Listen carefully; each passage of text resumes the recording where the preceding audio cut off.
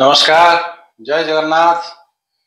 प्रिय दर्शक बंद आपण मानक समस्त को मु आज आपण निज चैनल कैपिस लिटचाट को स्वागत करुच्ची। बंधुगण, आज आम गोटे गुरुत्वपूर्ण विषय उपर आलोचना करवा। जो गुरुत्वपूर्ण विषय टी आम समाज को आंदोलित करुच्ची। अनेक समय आम विव्रत हो जाऊे कौन पाई आज आम सामाजिक अवस्था कौन पाई सामाजिक अवस्था समाज रे जो माने कि आलोकवर्तिकार भूमिका ग्रहण करिथांती, जो माने कि वयोवृद्ध लोक, जो माने कि वरिष्ठ नागरिक आमर वृद्ध पितामाता से माने आज अवहेलित एवं सेमानंको अपांक्तेय ज्ञान करा जाउची एवं सेमानंको प्रकृत सम्मान बा उपयुक्त सम्मान प्रदर्शन करा जाउ नाही। जेउथि पई आजिकाली सामाजिक विधि व्यवस्था रे घोर विभ्राट परिलक्षित होउची। बंधुगण, यार कारण कौन? यार अनेक कारण हो पारे। यार कारण हो पारे जगतीकरण, यार कारण हो पारे जो आधुनिकता, यार कारण हो पारे आमर नैतिक स्खलन, यार कारण हो पारे भारतीय संस्कृतिर अवमूल्यायन। अनेक कारण आसी आपण माने जदि याको निरपेक्ष भाव में विचार करेंगे अनेक गुड़े कारण आम सामना को आसो। यही सब कारण मानक मध्यरु जना जाए जे आजिकाली पिला माने पुओ झियो माने अत्यंत उच्च शिक्षित है से माने बाहर को बा विदेश गस्तर जाउचंती। विदेश रे हुए तो कौन सी प्रकार निजुक्ति सुजोग उपयोग करुचंती एवं विदेश रे निजुक्ति पाइला परे निज देश को से माने भूली जाउचंती। एपरिकी निज देश को, निज ग्राम को, निज शहर को वर्षकर थरुटिए मध्य आसवा को से माने मन बळौ नाहंती। तार कारण होउची जो आर्थिक प्रलोभन। एते भौतिक जगत रे से माने निमज्जित हेई रहिचंती, भौतिक भोगविलास रे निमग्न हेई रहिचंती। से माने निजर नैतिक दायित्व, नैतिक कर्तव्य को संपूर्ण रूपे पासोई जाउचंती। जहा फल कि वृद्ध पितामाता को केवल फोन टीए करिकरी मासको बा सप्ताह को बा 2 सप्ताह रे थरे बा 2 मास रे थरे गोटे फोन करिकरी बापा मां सहित कथबार्ता हो गले से भावुचंती तांकर सामाजिक दायित्व संपन्न हो गला। बंधुगण, आमे मनुष्य जीवन पाइचे। मनुष्य जीवन रे जन्म अच्छी, मृत्यु अच्छी। जातस्य ही ध्रुव मृत्यु, ध्रुव जन्म मुतस्य च।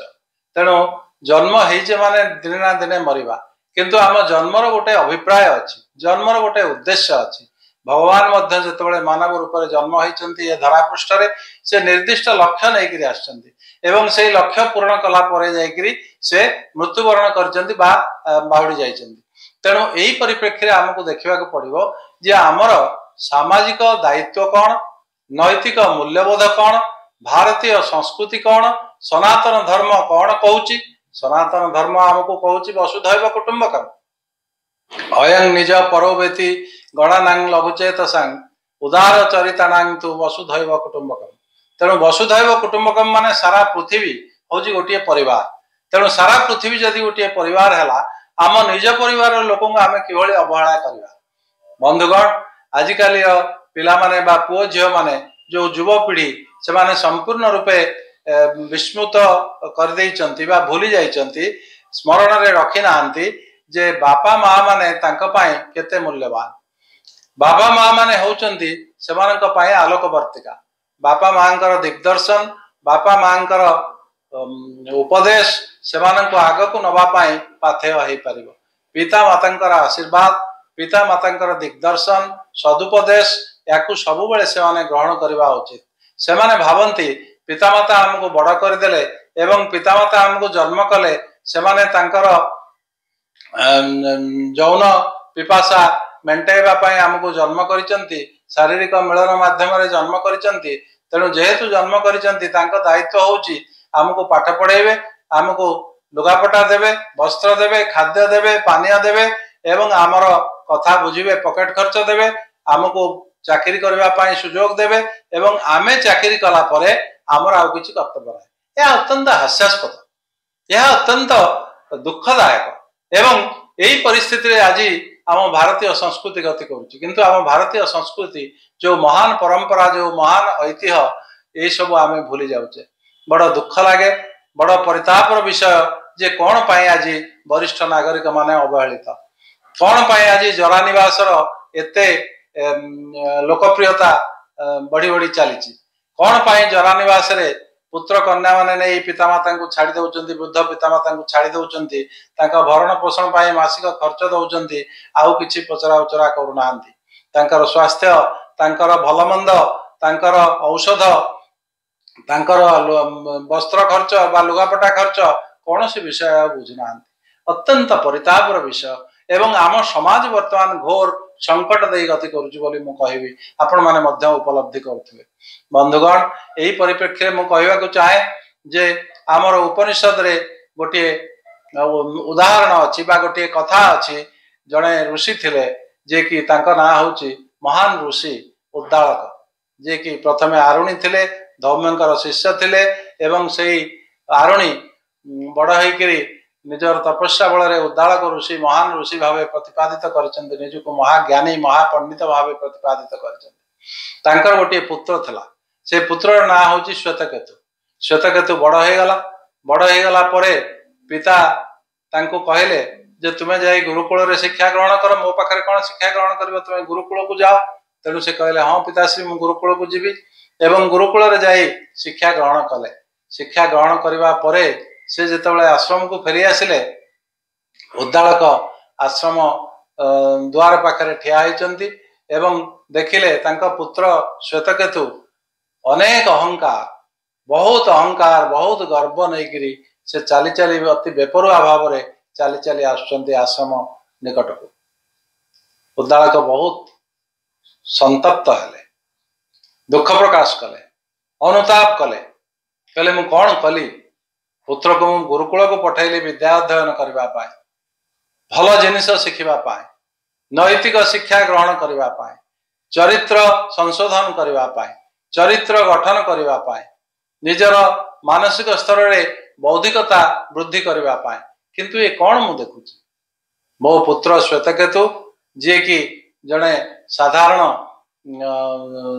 बालक थिला अति सुंदर चरित्र बालक थिला एवं निरीह निष्पाप बालकटीए थिला से आज अहंकार रे ता हृदय परिपूर्ण कौन है गुरुकुल रे कि प्रकार शिक्षा से लाभ कला कि प्रकार नैतिकता लाभ कला जे से आज अहंकार रे परिपूर्ण तार हृदय एवं तार मानसिक स्तर रे से अहंकारी हो जाए श्वेतकेतु आसिले पिता को प्रणाम कले पिता कहले वत्स तुम शिक्षा समाप्त हो गला गुरुंकर आदेश नहीं आस गुरुंक ठारू अनुमति नहीं आस गृह प्रत्यावर्तन कर ना हाँ पिताश्री मोर शिक्षा समाप्त हो गला ना सबु शिक्षा समाप्त हो गला सबु शिक्षा आहरण कर ना हाँ पिताश्री मु सबु शिक्षा आहरण कर सबु मन रखी एवं मु संपूर्ण रूपे ज्ञान आहरण कर भावुची मो पाखे आउ कि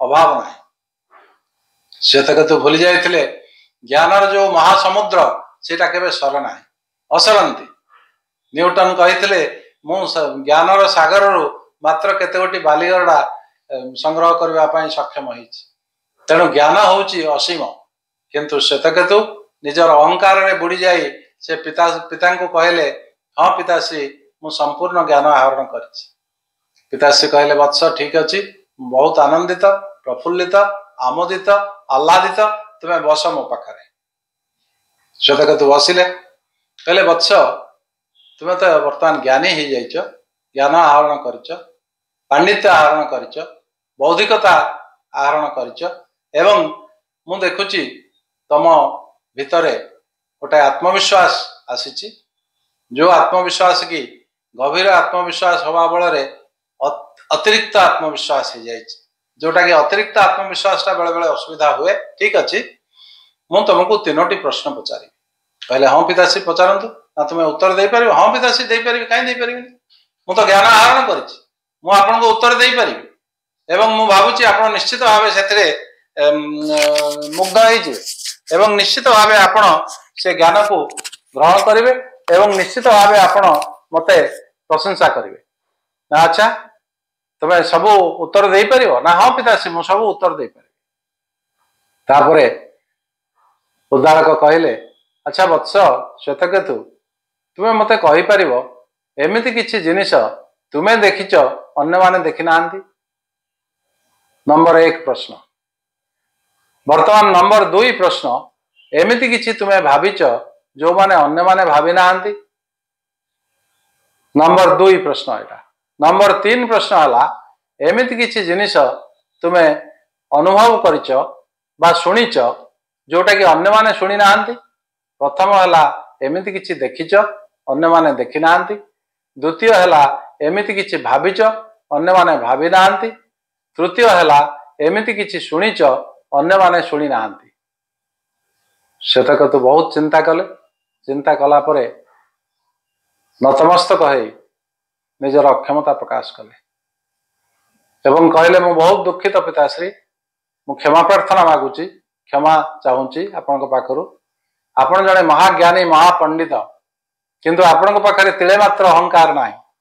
आपण सब नम्र भद्र शालीन मार्जित किंतु मु देखिली मो पाखरे मार्जित व्यवहार नथिला शालीनता नथिला नम्रता नथिला भद्रता नथिला।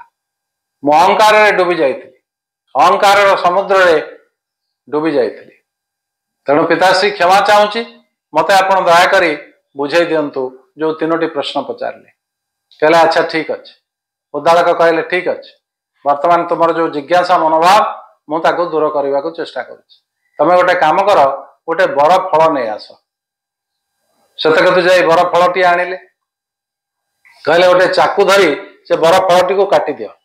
श्वेतकेतु काटिदेले कहले कौन देखुच ना किसी ना या भितर एकदम मिंजी मिंजी एकदम छोट छोट अणु प्रमाणर मंजी सब अच्छी। अच्छा ये मंजी अच्छी ये जो बरगछ देखुच एडे बड़ बरगछर फल ये बरगछटी हैला केमिति ना यही मंजीर होइछि ना यही मंजीर होइछि तो ताले तत् त्वम असि तुमे होउच सेई ब्रह्मर अंश विशेष।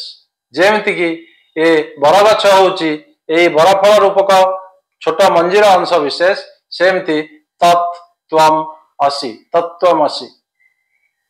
हे श्वेतकेतु समस्त भितर अच्छी आत्मन एवं से आत्मन होउछि ब्रह्मन अंश विशेष। परमात्मा बा ब्रह्मर अंश विशेष होउछि से आत्मा एवं यही आत्माटा केवल तुम भितर ना जड़ जगत रे अच्छी जीव जगत रे अच्छी। ठीक अच्छे गोटे ग्लास पानी आण गोटे चामच लुण आण लुण चामच को पानी रे पका पकईला ना हाँ पकईले ना कौन है ना मिलई गला ना से लुणटा को बाहर कर पारिबो ना नाई मिलई गला लुणटा ना से पानीटा को चाख ढोके पियो ढोकिला पर कहले लुणिया लगिला ना। अच्छा ये जो लुणिया लगिला ये लुणटा जो गला पानी भीतर को एटा होची तत्त्वम असि तत्त्वम असि।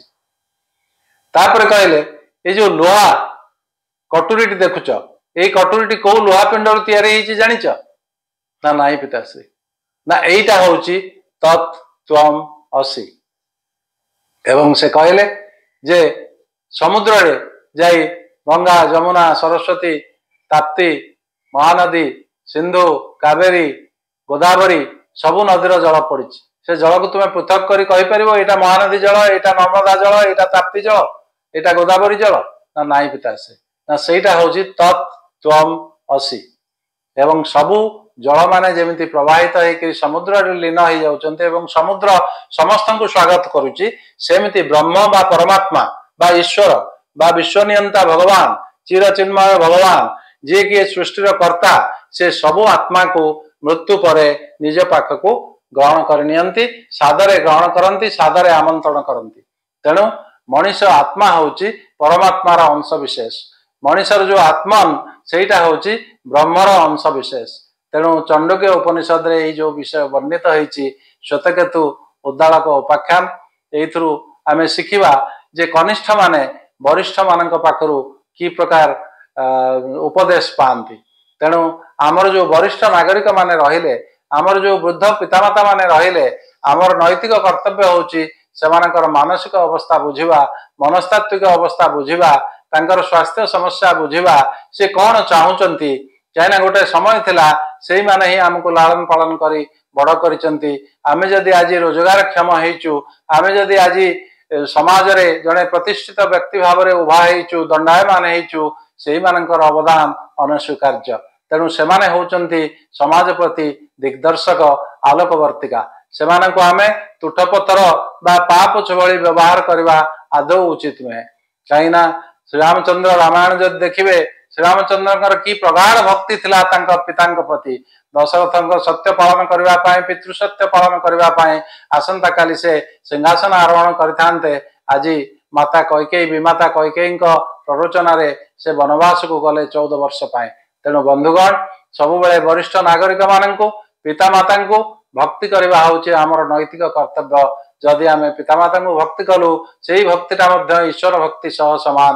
ଆଜି ସମୟ ହେଇଯାଇଛି। ଆପଣଙ୍କୁ ମୋର ବିନମ୍ର ଅନୁରୋଧ ଆପଣ ମୋ ଚ୍ୟାନେଲକୁ ଲାଇକ୍ କରନ୍ତୁ, ସେୟାର କରନ୍ତୁ, ସବସ୍କ୍ରାଇब କରନ୍ତୁ ताकि मो चैनल रे जो प्रोग्राम हबो आपनका पाखरे जाई पहुंची परिबो। धन्यवाद, नमस्कार, जय जगन्नाथ। मु होची कमला प्रसाद महापात्र। समस्त को धन्यवाद दे प्रणाम जणाई आजिर ए सेशन टी शेष करूची। धन्यवाद।